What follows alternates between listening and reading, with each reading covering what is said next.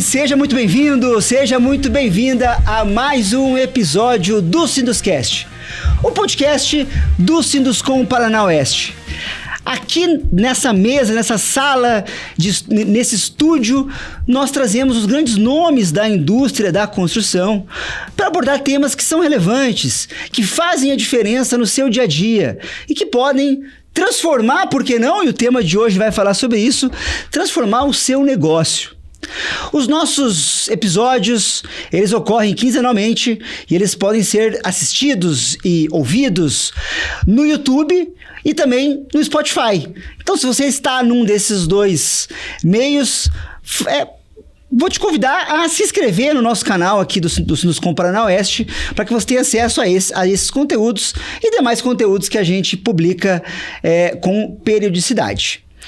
Agradecer inicialmente aos nossos patrocinadores que fazem se tornar possível essa segunda temporada do Sinduscast. Agradecer à Mútua, agradecer ao Senai e também agradecer a R. Dalmolin, que são os nossos parceiros nessa segunda temporada. Hoje, estou com a mesa cheia aqui, é uma alegria estar com todos vocês aqui na nossa mesa. Eu vou apresentar um a um, a gente vai falar um pouco sobre desburocratização, vamos falar um pouco sobre inteligência artificial. Vou começar aqui ao meu lado esquerdo com o José Eduardo Tortelli, engenheiro civil, pai da Antônia e da Olívia, né? Nós temos uma Olívia, não a mesma, obviamente, né? Claro. Sócio lá do Ricardo Piovesana, JHR Engenharia, aqui de Cascavel, incorporador aqui em Cascavel e também no Sudoeste, com MBA em Gestão pela FGV e um coordenador aqui também da Casa do Sinduscom Paraná. Zé, seja muito bem-vindo ao Sinduscast. Muito obrigado, Vinícius, é uma honra dividir a mesa com vocês. Beleza, show de bola. Aqui na minha frente, Leonardo Casagrande, arquiteto e urbanista pela FAG, head de receitas da Aprova e atua com modernização em prefeituras há 7 anos. Aqui, ó, até trouxe o bonezinho, né, Léo? Bora modernizar. Seja muito bem-vindo ao Sinduscast. Valeu, Vini. Obrigado pela recepção. Dou as boas-vindas aqui aos convidados, ao Zé, Marco, meu CEO da Aprova, e a todos os ouvintes aqui do Sinduscast. Bacana. Aqui também, Marco Zanata, arquiteto e urbanista, especialista em sustentabilidade, com passagens internacionais pela Temple University de Filadélfia e founder e CEO da Aprova. Marco, seja muito bem-vindo ao Sinduscast. Obrigado por estar aqui de novo. Eu que fiz aí o Sinduscom aí, uma casa temporária aí por algum tempo no início da jornada aí, e tá voltando aí para contribuir, é sempre bom. Bacana. Ô Marco, quero que você fale um pouco sobre a Aprova ou a Aprova? Fiquei na dúvida aqui agora. É a Aprova. A Aprova. Fala um pouco sobre a Aprova, sobre um pouco a história que ela construiu, uma história de desburocratização, já poderia dizer de cara, né? De modernização. Então conta um pouquinho para nós sobre ela. Muito bem. Então acho que começou a jornada começou comigo, né? Inicialmente eu, como arquiteto, protocolava processos aí junto à Prefeitura de Cascavel. Na época eu tinha outros projetos ali que eu queria desenvolver de software e tecnologia, mas ao mesmo tempo eu dividia essa responsabilidade junto ao escritório aí a consultora do meu pai. Uhum. E aí, protocolando, indo no balcão da Prefeitura diariamente, eu identifiquei que esse processo era muito moroso, burocrático e não digital, né? E aí eu falei, bom, e se a gente tivesse um sistema em que eu pudesse fazer tudo isso eletronicamente sem ir até a prefeitura? Não sabia depois o que ia virar isso, o que eu ia fazer amanhã depois. Minha intenção era simplesmente fazer um sistema legal de alvará de construção, uhum, né? Um sistema de aprovação digital. E aí que nasceu a Aprova. Para num primeiro momento até desburocratizar o teu processo. Nem pensava que poderia chegar e ter todo esse alcance. Porque eu acho que o empreendedor, ele tem uma característica assim que o que diferencia eles dos demais não é que ele tem mais ideias, é que ele é meio inocente mesmo, assim, tipo, identificar que ele vai dar certo, né? Uhum. Eu acho que ele tem... Essa é a característica que diferencia ele dos demais, né? Então, era claro para todos, né, que precisava ter um sistema, uhum, mas eu fui o primeiro que foi lá e falou, não, eu vou fazer e vai dar certo. Que legal. Já fala para nós em números, né? Engenheiro gosta de número. Gosto. Uhum. de que número de cidades nós estamos falando já hoje? Boa, a gente atende hoje, a gente recentemente passou a marca de 100 clientes, então a gente atende hoje 100 prefeituras diferentes, em todas elas a gente faz o licenciamento de edificações, então dá para dizer que pelo menos aí 100 municípios fazem o licenciamento de edificações com a prova, fazem de maneira 100% digital, sem papel em nenhuma parte do processo e muito mais rápido para todos os envolvidos. Ô, Léo, em linhas gerais, assim, quais são as atividades que o Aprova tem hoje? Legal. O nosso foco hoje, ele está na frente de processo eletrônico. Um grande objetivo, assim, é trazer uma facilidade para o munícipe de se comunicar com a prefeitura através de um portal de serviços. Dentre o mais famoso é o licenciamento. A gente sabe da complexidade que é o licenciamento, porque a gente vem da área, somos arquitetos, vocês são engenheiros, então a gente sabe um pouco desse grau de complexidade, então existe um corpo técnico da prefeitura. Se tornou o case mais famoso, mas hoje a nossa principal atividade é acabar com o papel e desburocratizar a prefeitura. É destravar. Destravar, de uma linha geral. Então, a gente olha para o processo eletrônico, para o alvará, como é mais um processo, mas quando a gente conversa com o prefeito ou com o munícipe num dia de lançamento, é a realização de um sonho, de uma pessoa estar construindo a sua primeira casa, o empreendedor que está dando seu primeiro tiro ali, criando seu primeiro negócio. Então, aquele alvará que você reduza 20 dias para 1 dia, 3 dias, tem muito valor. Sim. E a gente vai lembrar disso, né? De quão bem a gente foi tratado numa prefeitura. Que a gente estava conversando antes essa expectativa de você hoje pedir um alimento pelo iFood, né, de forma digital. Você pedir um carro e quando a gente fala de prefeitura, você não pede as coisas pelo celular. Mas o objetivo nosso é permitir que isso aconteça. Não, e é legal, Zé, que quando a tecnologia ela é muito louca, né? Porque quando a gente se acostuma com ela, como a gente se acostumou, sei lá, com o WhatsApp da vida, parece absurdo aquilo não ter existido antes, né? Meu Deus, mas é tão simples, né? Um negócio que deveria... Implantaram antes, né? E aquilo se passa, e aquilo se torna tão presente na nossa rotina que a gente acaba nem dando bola para aquilo lá. É um negócio normal, né? Inventaram aqui um WhatsApp, né? E no nosso mercado, isso é muito claro, isso, né? Essa questão que o Léo abordou sobre, né, destravar, sobre os tempos que a gente tinha alongado nos processos. Então, isso certamente é um ganho que a gente percebe muito, né? Exatamente. Nós utilizamos o que foi implantado, acredito que tenha sido o primeiro aqui em Cascavel. Sim. E trouxe muita clareza. Foi muito importante para os profissionais. Penso que vocês devem ter esse feedback, mas deve ser muito importante para quem trabalha dentro das prefeituras. E traz muita clareza para nós, para quem nós estamos prestando o serviço, pode acompanhar através de um QR Code, entre uma infinidade de facilidades que os meninos trouxeram aí para uma variedade de municípios. E você falou da tecnologia, né? A tecnologia ela não é inevitável. Tipo assim, precisa de uma equipe forte, competente, trabalhando naquilo. Se você não tivesse equipe trabalhando forte, competente, trabalhando naquele problema, a tecnologia não vai progredir. Não. Então, sim, existem muitas equipes e empresas fortes trabalhando para empurrar a inovação para frente. Mas ela não vai ir para frente se você não tiver essa equipe trabalhando. Então, eu acho que as pessoas elas take for granted isso, né? Elas acham que simplesmente as coisas só vão evoluindo naturalmente. Não é assim. Por exemplo, em Cascavel, quando a gente começou, não tinha ninguém trabalhando em fazer o alvará ser digital. Não tinha ninguém trabalhando nisso. Ia ficar 2017, 2018, poderia permanecer 19, isso nessa... Assim, né? Como quando os clientes que a gente está assinando o contrato esse ano, né, que foram vários, dezenas, eles estão no papel. Então... eu acho, Marco, que isso aí, isso que você falou, vou pegar o teu gancho lá quando você pensou numa prova, né? Você tinha uma dor. né? Tinha uma dor que você não conseguia entender por que você tinha que sofrer aquela dor lá de papel, de burocracia e tal. E aí você transformou essa dor numa tecnologia, né? Só que muitas vezes a gente até tem situações que a gente tem uma dor, mas a gente não sabe como também se acostuma com a dar aquele remédio. E se acostuma e tá tudo bem, né? E a gente precisa dessa disrupção, né? A gente tem que mostrar ser disruptivo para que a gente crie um novo processo e, como você falou, foque em algo que vai dar resultado, né? Exato. E assim, acho que aí continuando um pouco da nossa história, né?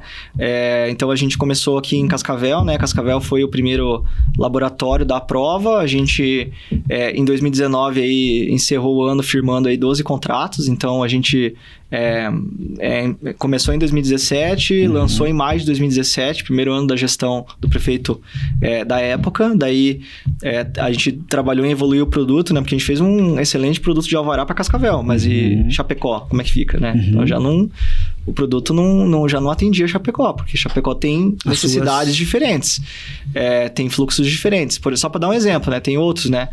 E aí a gente foi generalizando o nosso produto, e aí em 2019 a gente já estava pronto para chegar nos primeiros 10, e aí em 2020 nos primeiros 30 e assim por diante. Então a gente foi desenvolvendo a partir disso. Mas no final do dia a gente identificou que, né, como o Casa falou, a gente tem no final do dia a gente estava desenvolvendo um sistema de licenciamento, mas por baixo dos panos era um sistema de processo eletrônico. Né? Então, um processo de alvará, no final do dia, ele também tem que ser assinado, tem que ser tramitado, tem que gerar documentos. Então, a gente percebeu que, na verdade, a gente estava desenvolvendo um bom sistema de tramitação de processos de órgãos públicos.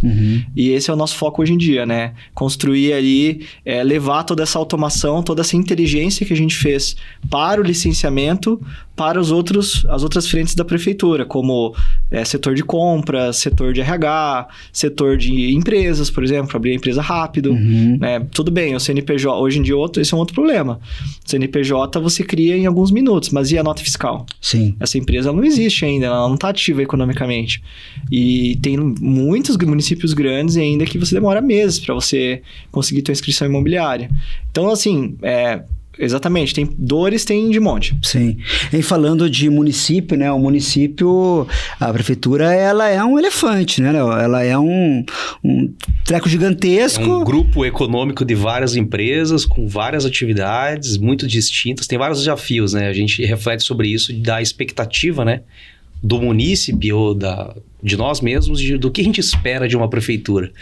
E como a gente comentou mais cedo, né, Marco? A prefeitura é como se você fosse juntar várias empresas de diferentes atividades. Então, você junta um hospital, uma empresa de transporte, uma construtora, uma empresa de atendimento. Uma escola, de educação. Uma escola. Então, poxa, como é que eu vou ter o mesmo nível de equiparidade, de qualidade, de entrega que o mercado privado, né? Aí você entra numa questão onde até a gente comentou, né? Onde dentro dessa empresa o CEO é trocado a cada 4 anos. Todos os gestores são trocados a cada 4 anos. A equipe permanece. Então você... sabe as palavras do Marco. Apesar disso, a prefeitura ainda dá certo. É um desafio muito grande que a prefeitura enfrenta no dia a dia, e a gente pôde presenciar isso pelo lado de dentro. Sim. Né, acompanhando. Novamente eu comento, né, Zé, que nós que trabalhamos e atuamos com prefeitura, né, a gente sente muita dificuldade, né? Exatamente. Inclusive dentro dos setores, por exemplo, vou citar um exemplo, alguns setores de prefeituras, a engenharia, ela é descentralizada. Então, por exemplo, tem lá a parte de obras do setor de educação, a parte de obras da saúde.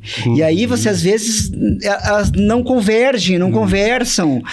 E aí, ou seja, dentro da mesma prefeitura, aí você tem 2 empresas atuando, entendeu? Porque cada um tem um gestor ali que tem uma maneira de pensar, né? Então, é um desafio, né? Desafio. Você comentou até o exemplo do nova lei de licitações, entrou em vigor. E cada unidade dessas, às vezes, tem lá um setor de licitações. Isso. E a gente vai atender eles e a gente entende que cada um está em um grau de maturidade diferente. Sim. Então, o problema, ele fica mais complexo à profundidade que a gente E isso é uma coisa muito interessante, porque é uma empresa que ela é mais ela é menos focada do que no privado. Muitas vezes tem mais responsabilidades do que o privado. Então, por exemplo, direito adquirido, vaga na creche. Então, assim... Você não demanda muito maior, né? Você demanda não tem escolha, maior. você tem que fornecer, certo? Só para dar um exemplo. Então, você tem obrigações que o privado não tem, dentro de uma estrutura mais que troca mais por conta, né, do processo de eleitoral e tudo mais. E, além disso, tem mais obrigações. Porque o grau de fiscalização que tem é maior do que uma auditoria, né? Com certeza. Por exemplo, a Prova é uma empresa auditada, mas o nível da auditoria e as consequências da auditoria, eles são muito menores do que no público. Então, é uma empresa com mais responsabilidades, com nível de auditoria maior e com maior burocracia interna para trabalhar. Então, assim, é uma estrutura que em algum lugar vai ter que ceder. Né? Ou daqui para frente a gente vai ter que ter menos... O poder público vai ter menos responsabilidades em um escopo menor. Ou a gente vai ter que reduzir o papel, né, e a atuação dos órgãos de controle, então diminuir ali um pouco dos mecanismos de controle. Então, sei lá, uma empresa grande, sei lá, Unilever tem o processo licitatório para comprar produtos, com certeza, né? Ela não pode comprar impressora de quem o gestor da área quer. Você tem um processo lá de compra. Mas eu duvido que é tão burocrático como uma licitação. Não. Então, eles vão ter que diminuir os controles ou diminuir o escopo ou aumentar o orçamento, mas não tem como aumentar o orçamento, porque a gente não aguenta mais pagar imposto. Então, alguma dessas 3 pilares vai ter que ceder. Sim. Ô Marco, entrando assim um pouco já na questão da inteligência artificial, ela obviamente que é algo que a gente fala muito hoje, né? O Instagram tá cheio de... Curso. Troquei 50 pessoas aqui por uma, né? Por um prompt, né? Que faz negócio. Jesus. E muito se fala, assim, né? Eu falo por mim, eu aplico em várias áreas dentro dos meus negócios, não em proporções realmente de diminuir 30 pessoas, ainda não tenho isso, né? Nem sei se vai chegar, mas talvez. Mas eu queria que você traçasse esse paralelo, talvez assim, nos mostrando um pouco do cenário atual da inteligência artificial e como que ela pode beneficiar nessa desburocratização. Perfeito, beleza. Se o Marcos me permite fazer uma introdução antes de chegar nesse assunto, que um dos pontos bem bacanas é que a prova ela foi evoluindo.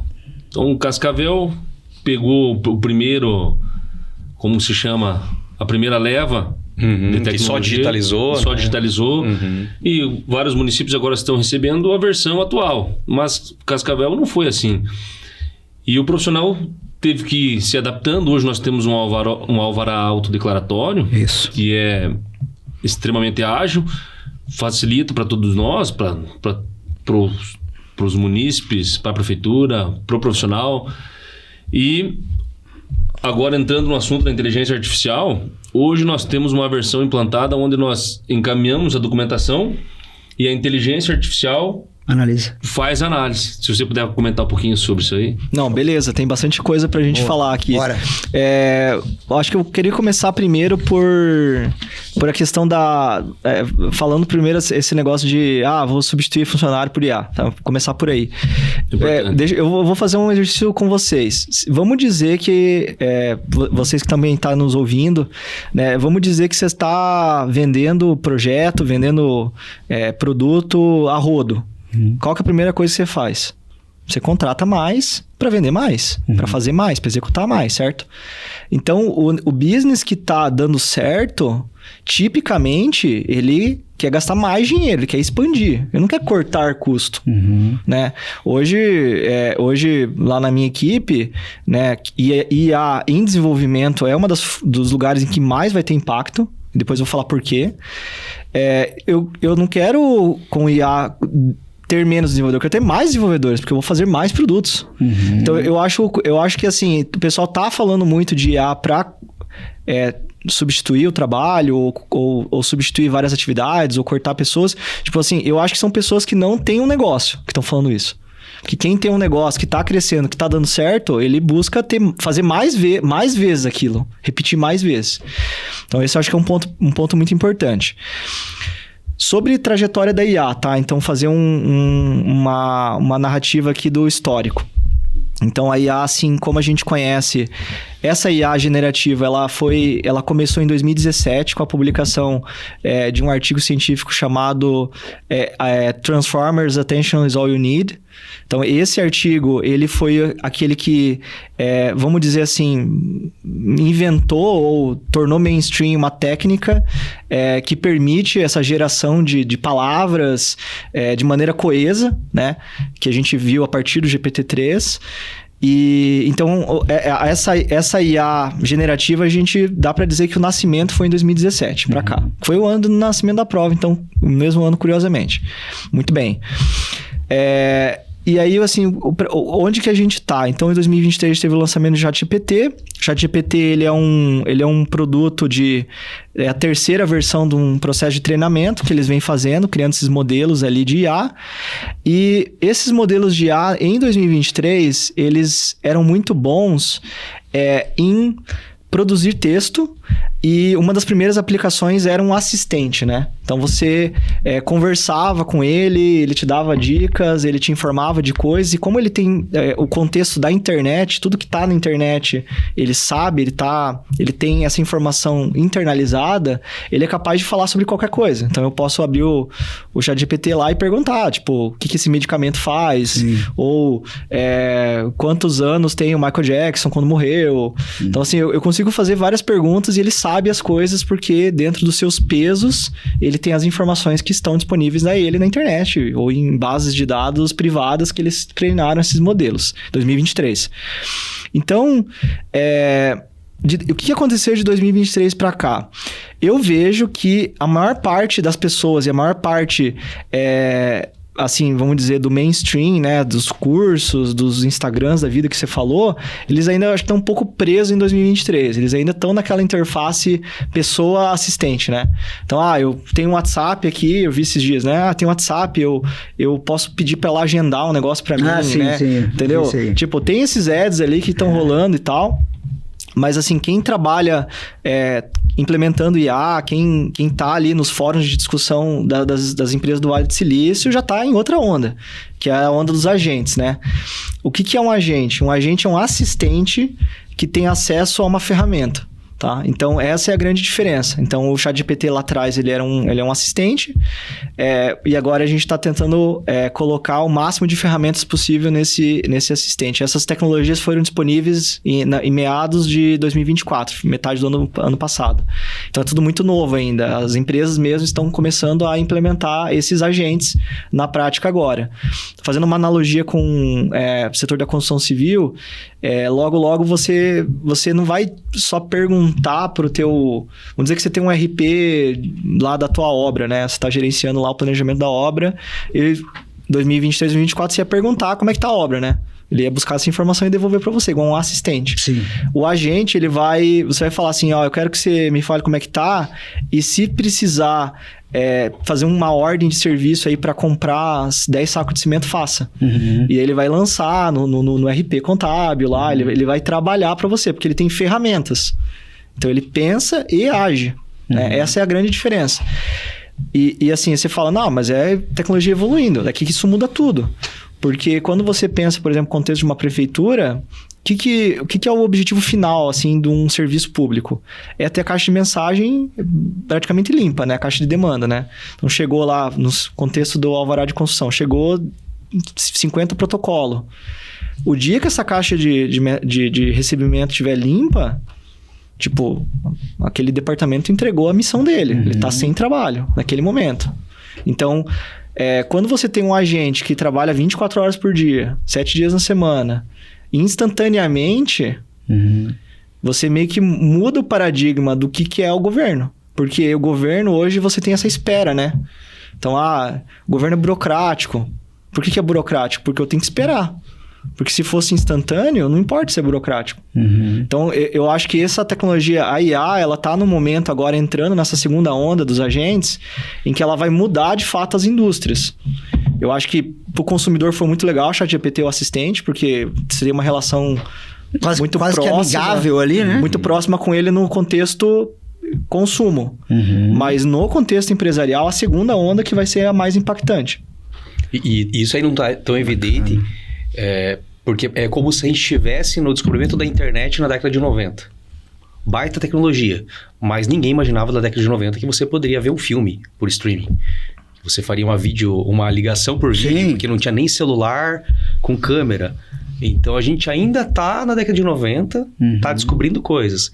E tava vendo um vídeo do CEO da Microsoft, ele explicando que ainda tem uma camada, uma curva de aprendizagem da ponta, né? Cidadãos como nós, que vamos aprender a usar o agent. E ele explicou que na década de 90, que o tempo que as pessoas perdiam para aprender a usar o Word para escrever um documento, que era um trabalho, você aprender a usar o Word para criar um documento, que antes era a máquina de datilografar. Você tinha que aprender a usar o Excel, a fazer fórmulas. Daqui a alguns meses, no máximo 1 ou 2 anos, você também vai ser tão bom em criar agents. Então, você, ao invés de criar planilhas, você vai configurar um agent que é o seu especialista em planilhas ou em várias vertentes de trabalho. Sim. Então, essa é uma perspectiva que é cedo, né? A gente ainda está, como o Marco falou, a gente está conhecendo as ferramentas da primeira linha, que é um assistente, que te traz informações. E a nova leva ainda não chegou de ponta, né? A não ser que você contrate uma ferramenta que já está desenvolvida para uma atividade específica, né? Então, tem um potencial de transformação ainda de entrega para o usuário final que a gente pode ser surpreendido, né? E principalmente o governo. Eu tenho uma aplicação de um agente que nós desenvolvemos. Nós temos dentro da minha empresa de marketing digital, a gente tem... Agora começou uma nova onda lá de venda de low ticket, né? Produtos de baixo custo, né? E é uma técnica o low ticket. Existe uma técnica por trás e tal, uma metodologia. Então, nós ensinamos lá uma ferramenta, ensinamos ela entendeu tudo sobre a tecnologia, a gente alimentou. E aí, obviamente, ela pegou algumas informações, né, da internet e ela começou a criar para nós, desenvolver os produtos. Ela desenvolve sozinha os produtos. A gente fala o que a gente tem de ideias, assim, preliminares, mas ela fala, isso aqui tá em alta, isso aqui dá para você vender, isso aqui... Então, é muito louco isso, é muito louco, né?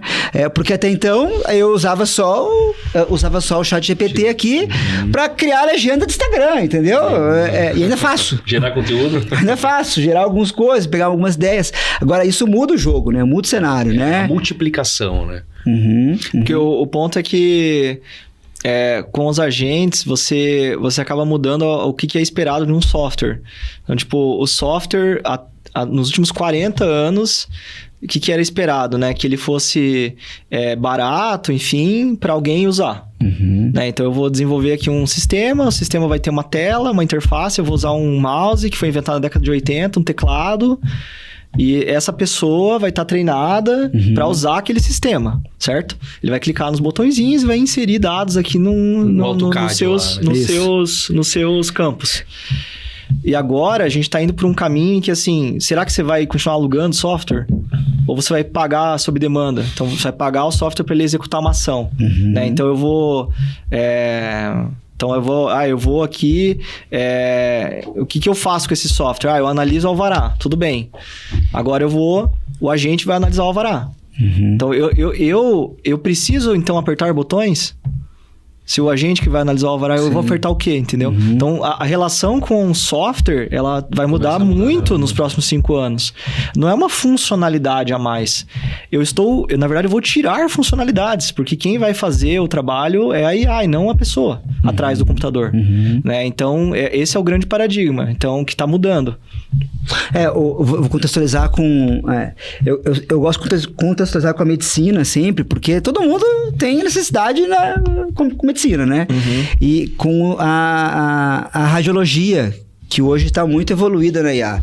E até então, você pegava lá o radiologista, ele pegava lá, tinha tua tomografia, ele analisava e laudava, né? Hoje você entrega lá tudo e a IA, ela consegue entender aquilo lá, muitas vezes de uma maneira...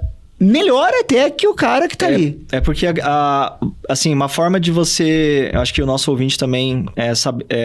como é que eu sei quais áreas vai evoluir e vai ter esse impacto maior? Tá, é muito simples. tudo aquilo que é fácil fazer um teste ou uma prova vai evoluir rápido. Tá? Então, por exemplo, matemática. IA vai ficar muito boa muito rápido. Programação. Você roda um programa, você faz um algoritmo, vai dar enter. Rodou? Não rodou. Então, você consegue testar se aquilo ficou bom ou não. Então, vai evoluir rápido. Eu consigo fazer uma prova de medicina? Você consegue fazer... Na faculdade tem prova de medicina, não tem? É um papel lá com perguntas e tem respostas múltipla escolha, né? Vai evoluir rápido. Então, tudo aquilo que for verificável, testável, vai evoluir rápido. Por que como é que os grandes empresas de IA estão trabalhando? Então, o que eles... Voltando para a nossa timeline, tá? 2023 lançaram o GPT-3, lá, a OpenAI. Tem outras empresas, mas eu vou usar a OpenAI porque ela tem 80% de market share, fica mais fácil de falar deles. Mas de 2000, a partir do lançamento do GPT-4, por que não teve um 5? Isso é uma boa pergunta também. Porque eles perceberam que você simplesmente treinar a IA com mais dados já não estava tendo os mesmos retornos. Você gastava bilhões de dólares, mas ele não ficava bilhões de dólares mais inteligente. Aí eles começaram a ir para uma outra abordagem, de metade de 2024 para frente, que eles criam sub-AIs para cada domínio. Então, eles criam uma sub-AI que é boa em programação, uma sub-AI que é boa em medicina, uma sub-AI... Então, cria esses domínios, esses experts, e aí, dependendo da pergunta, dependendo da aplicação, eles roteiam para esse expert.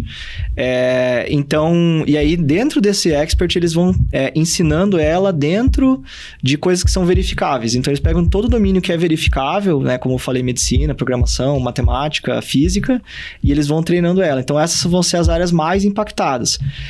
Então, por exemplo, áreas que vão ser pouco impactadas no curto prazo, tipo, ideias de negócios. Não dá para saber, não dá para fazer uma prova de como tocar um negócio. Sim. Né? Não dá para você fazer uma prova de como lidar com pessoas, né? Sim. É tudo uma nuance. Sim. Então, e esse tipo de coisa a IA vai demorar mais para pegar. Mas pensando na nossa atuação com projetos, por exemplo, e vou falar de dimensionamento, é testado. Por exemplo, quando a gente roda um TQS, né? Um Iberic, vai passar ou não vai passar? Exatamente. Passou ou não passou? Então, a tendência é que os nossos projetos estruturais tenham uma evolução grande. A tendência é que o teu software perca interface. Essa é a tendência. Você vai... Eu não tô no time do Iberic, entendeu? Eu não sei qual que é a velocidade com que eles vão fazer essa mudança. Mas a tendência é que esses softwares... Eu acabo perdendo botões. Claro. Tipo, pega o Tesla. O Tesla tem menos botões que um carro normal. Por quê? Porque a tese deles é que eu não vou dirigir. Só que é a mesma analogia para software, tá? Trazendo para um projeto, talvez o lançamento vai ser mais facilitado e o resultado... vai ser também, de certa forma, mais rápido, né? Você criar algoritmos que fazem projetos não é uma coisa nova. Em 2013, lá na Filadélfia, eu estudei um algoritmo generativo que criava projetos.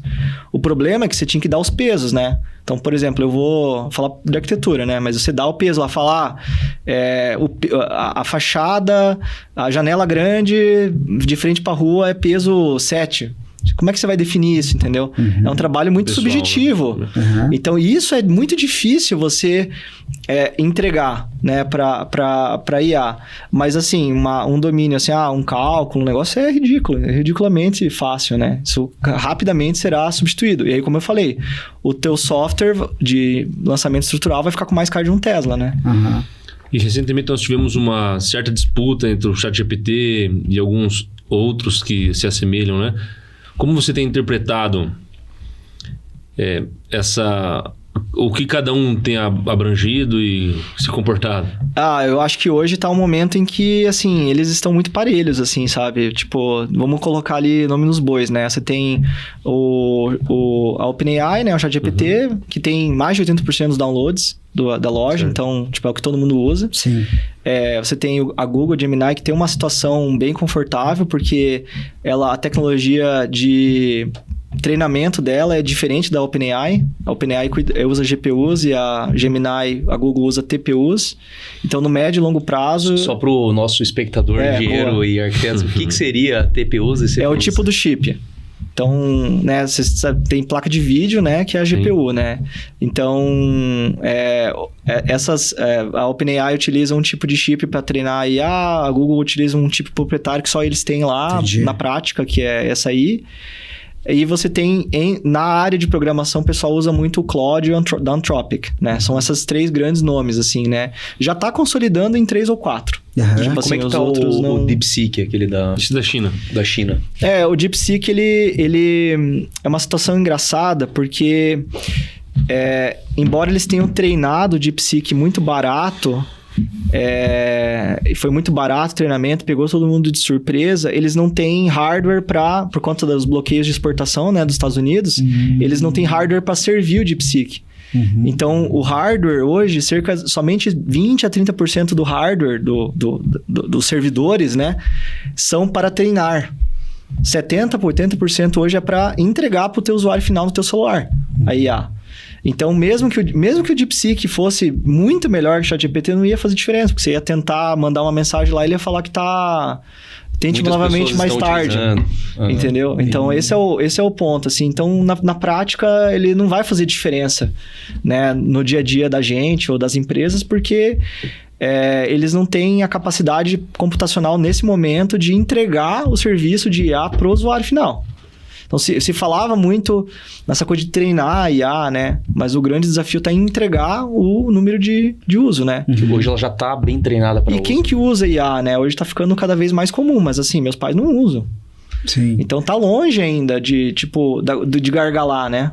Eu lembrei de uma aplicação de uso aqui, o Zé vai lembrar que eu trabalhava bastante com renderização, né? Sim. E esse eu ia comentar agora. Essa é boa. E esse é um mercado que eu acredito que vai ser transformado a nível... Já está, né? Eu acredito Já está acontecendo. né? Acho que empresas que trabalham com isso é um ponto de atenção, porque é um tipo de tecnologia que o Marco comentou, que você vai ter uma interface e fala, renderiza aí para mim. E vai ter um nível de entrega muito alto de realismo, né? A alteração, que é um dos calos do nosso setor, né? Com certeza. Você pede para alterar a janela ou mudar a cor da parede e ela muda, né? Não precisa mudar na modelagem, modelar, renderizar novamente, né? No setor de projetos ainda me traz muita clareza a questão do próprio BIM, né? Que o BIM... Isso é legal. O BIM, ele ainda é um software que você tem que alimentar, que você tem que trazer todas as informações, e a tendência é que no futuro isso não exista mais. Você vai... Sabe o que é paradoxal? A gente ouviu muito na nossa jornada, falando um pouco de prefeitura também, essa coisa da análise de projetos em BIM, né? Né? E vamos implementar aqui então, os arquitetos, engenheiros vão protocolar os seus processos em BIM. E agora com a IA, né, e a nossa IA, inclusive, que daí vamos entrar nesse mérito também, ela é mais fácil a gente fazer uma IA que analisa PDF do que BIM agora. Porque o texto, a imagem, ela é um formato muito mais leve. E a IA tem visão computacional, ela é multimodal. O que é multimodal? São diferentes formatos que ela consegue trabalhar. Eu consigo trabalhar com imagem, consigo trabalhar com vídeo, consigo trabalhar com áudio. Isso é a multimodalidade. Para quem não sabe, o ChatGPT 4 significa que ele aceita, Omni, ele aceita vários formatos. Né? Esse foi o lançamento que eles fizeram no ano passado. Então, assim, o futuro de curto prazo, os próximos 2 anos, na prova, pelo menos, é fazer uma análise de projeto automática, né? Talvez não todas as normas, todos os códigos, mas os principais, mas usando o PDF e não usando o BIM. Até por uma questão de realidade, né, do mercado que a gente tem. Hoje, o BIM é um método de trabalho. O BIM é do futuro, mas tô ouvindo isso há 15 anos. O BIM nunca chega, né? Mas a gente tá falando do arquivo IFC, que seria um arquivo analisável. Mas quando a gente vai para a realidade, a gente começa beleza, vamos disponibilizar um tipo de arquivo IFC, vamos ver quanto a gente recebe. Poxa, não é... Se a gente fazer uma pesquisa... Você trabalha com FC quando você tem uma obra de grande porte, ou uma obra com orçamento ou uma licitação que é obrigatório, mas uma casa você não vai construir. E sabe o que é curioso, falando de construção civil? Eu não tinha pensado nisso, mas enquanto estava ouvindo vocês, eu fiquei pensando nisso. Que é assim, realmente eu preciso fazer uma modelagem tridimensional agora? E se eu mandar projetos bidimensionais para IA, será que ela não consegue encontrar conflitos? Exato, Talvez exato, ela encontre exato, conflitos. Exato. Essa é uma área que eu não estudo, não sei. Mas esse é o ponto, sabe? Tipo, as formas com que a gente acreditava que seriam as coisas, elas estão indo para uma outra direção. E como mudaram... Tudo que precisa pensar é assim, tudo aquilo que envolve muito controle ou coisas que são muito pesadas devem perder força. Então, por exemplo, um arquivo super detalhado em BIM para eu poder encontrar conflitos. Não sei se esse é o futuro, entende? Agora... várias semanas... Porque a IA, ela facilitar a nossa análise, né? Porque a IA tem memória, uma memória sobre-humana. Sim. E ela tem uma memória sobre-humana e ela é instantânea. Será que teremos, então, compatibilizadores AI? Tá aí uma ideia de negócio. Ideia de negócio. Quem tá ouvindo... Colocar no papel. Legal. Deixa eu só fazer um paralelo que não tem a ver com a nossa área, mas eu tenho 2 livros, né? Um de fundações, um de contenções, e um agora publicado em 2025. E nesses livros eu não usei nada de IA. Mas aí a minha esposa ela tem uma loja de brinquedos educativos. E eu falei, vamos criar um livro na IA. E aí comecei a desenvolver e tal. Aí cheguei numa área lá que tinha... Eu queria escrever, era alfabetização, então tinha lá toda... tinha letra A, B... Quando chegou na letra C, eu falei, eu quero que você crie uma história para mim, ou que você me conte uma história que as palavras... Que a letra C esteja em evidência na palavra inteira, no texto inteiro. Aí ele criou lá, Casa de Cacilda Caramelo, uma coisa assim, né? Pô, texto maravilhoso, ficou top, né? Eu falei, bacana, agora me manda a referência para eu poder colocar no livro, né? A fonte ali, né? Aí, assim, é muito engraçada a forma como me respondeu. Ela falou assim, não, Vinícius, eu fiz isso para você, é um texto meu, é um presente meu para você. E aí é engraçado, porque ela passa meio que se tornar sua amiga, né? Sim. Você quer dar um abraço na IA ali, né? Inclusive, pessoal que não trabalha com isso não sabe, mas quando você faz uma integração com um modelo desse, você pode... Um dos parâmetros é a temperatura.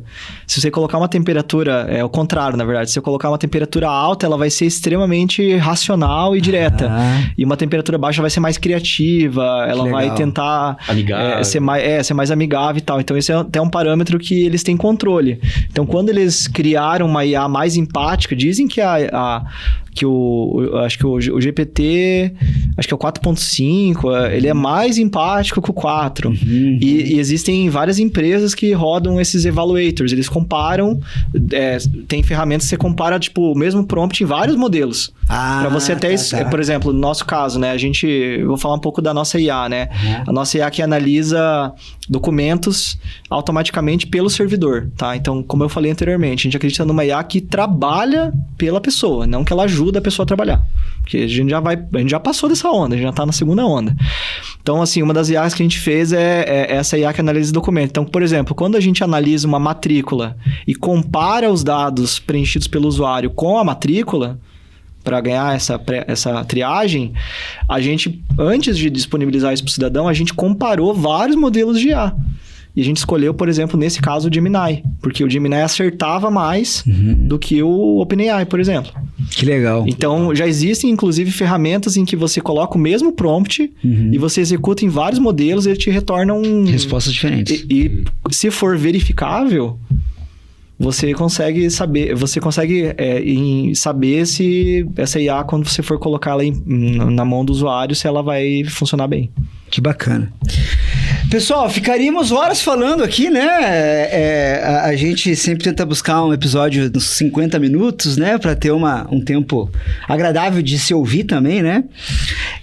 Mas antes da gente fazer uns palavras finais, eu queria entender, falar assim, ó, para onde que vai o Aprova com a IA? Aonde que você vê, assim, a empresa, né, a Aprova, chegando, aonde ela vai chegar com essa ferramenta, tecnologia que é a inteligência artificial? O objetivo final é o governo instantâneo. É o governo em que o cidadão pede uma coisa, precisa de um serviço, de um alvará, de uma abertura de uma empresa, e ele é respondido instantaneamente. A qualquer hora. Sensacional. Por mais complexo que seja. Legislação, as normas. Por mais não padronizado que são as cidades. Isso não é relevante. Porque a IA ela é inteligente. Então, ela consegue entregar o que um humano consegue. Para quê? Para a gente ter um governo mais eficiente, mais barato. E para a gente liberar tempo para fazer as coisas hoje que o governo não faz. Que são responsabilidade dele, mas ele não tem braço para fazer hoje. Então, a gente está fazendo a nossa parte nesse sentido. Muito bom, muito bom. Zé, eu quero que você traga aí as suas palavras finais de fé e esperança para quem está nos ouvindo. Eu, antes de começar, comentei com eles que eles poderiam ter um podcast deles, porque é muito conteúdo, a equipe deve estar grande já. E quando nós nos encontramos e conversamos, é sempre muita novidade. Então, o mercado agradece, as prefeituras agradecem e nós somos da mesma idade, nós três. Então, a nossa geração vai trazer muita coisa boa. Tá me chamando de velho, é isso? Experiente, né? Experiente. Levemente mais experiente. Beleza, Zé. Obrigado pela participação. Prazer. Léo, suas palavras. Bom, agradecer ao momento, né? A gente tem o Sinduscom com grande carinho. Foi o berço da prova no início. Como comentei antes, né, da gente chegar aqui, muitos cascavelenses não sabem, mas é de Cascavel para o mundo e muito por causa do Sinduscom, do berço que a gente teve aqui, com a Prefeitura de Cascavel, principalmente, com a equipe do Ricieri. São pessoas que ajudaram e trouxeram feedbacks para a gente. Como o Marco trouxe da visão de futuro, por que a gente traz isso? Porque a gente ouve as pessoas que estão lá, quais são as dores delas. Então, não são nossos interesses que a gente vai resolver, são os interesses da prefeitura. Então, agradecer pelo momento e a gente sabe que a gente leva o nome de Cascavel para onde a gente vai, com muito orgulho. E, assim como o Zé comentou, começou aqui em Cascavel a primeira prefeitura do Brasil a usar a AI para análise de documentos. E a gente espera também que aqui seja a primeira prefeitura do Brasil, né? Muito provavelmente que vai ter várias atividades, várias pessoas automatizadas pela AI. E a prova está lutando com isso. Como que encontra a prova? Pode encontrar a prova no Instagram, aprova.digital. Tem o nosso site direcionado às prefeituras, mas a gente conta de todas as nossas soluções por lá, aprova.com.br. E o Marco comenta semanalmente sobre novidades do mercado do setor público, desenvolvimento em tecnologia no LinkedIn, né, Marco? É isso aí. Só me procurar lá, Marco Antônio Zanato no LinkedIn. A gente compartilha bastante coisa legal lá para todo mundo estar por dentro do que está acontecendo aí no governo. Legal. Ô, Léo, só para fechar, o Sinduscom também se sente muito orgulhoso pela prova, né? O Drabic sempre traz isso, né? Ele sempre fala assim, foi um né? Padrinho, papai. Sempre fala assim do orgulho que tem da prova ter tido aqui o seu berço, né? Claro. Como as palavras que você trouxe, né? Então é um orgulho muito grande ver aonde vocês chegaram e aonde vocês vão chegar, né? Que é o que a gente sempre fala, né? É só o começo, né? Estamos só começando, né? Estamos só começando. 2% das 30 anos agora que eles estão começando. Rumo a 1000 prefeituras. Que legal. Legal. Marco, tuas palavras finais aí. Beleza. Fico muito feliz de estar compartilhando aí o que a gente está fazendo. E, assim, nosso objetivo no final do dia sempre é modernizar os municípios brasileiros aí, fazer a nossa parte. A gente sabe que tem muita coisa para ser construída ainda e sem tecnologia não vai ter saída. Então, a gente fica muito feliz de estar ajudando o cidadão, o munícipe, o gestor público, para a gente construir uma sociedade mais organizada. Que legal. Bacana, obrigado, pessoal. Obrigado pela presença. Foi um prazer ter vocês aqui hoje. Se você tem colegas, inclusive, que atuam no setor público, né, e queiram compartilhar esse conteúdo, compartilhar esse vídeo, para que esse tipo de informação extremamente relevante para a tua realidade possa alcançar um maior número de pessoas, você clicar ali em compartilhar, né, copiar link, manda no grupo do WhatsApp da firma, né, o grupo do WhatsApp da prefeitura, porque certamente os conteúdos aqui podem ser muito relevantes e trazer muitos benefícios, principalmente, né, para este setor. Agradeço novamente aos nossos patrocinadores, a Mútua, ao Senai e também a R da Molim, que estão conosco nessa segunda temporada. Não se esqueça de se inscrever aqui no canal do YouTube ou pelo Spotify. Muito obrigado e até o próximo vídeo.